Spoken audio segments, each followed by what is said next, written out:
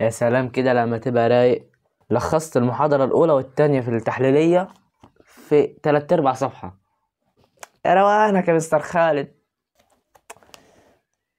راجل رايق، راجل رايق، أقسم بالله راجل رايق. لخصت كشف ال HCl على كربونات بكربونات كبريتيد كبريتيد يساوي كبريتات نيتريت في 3/4 صفحة. يا جماعة أنصحكم تعملوا الحركة دي، يعني جيب ال HCl، تحط الكربونات بكربونات كبريتيد كبريتيد يساوي كبريتات نيتريت، بعد كده تكتب الأساسية هنا والتأكيدية هنا.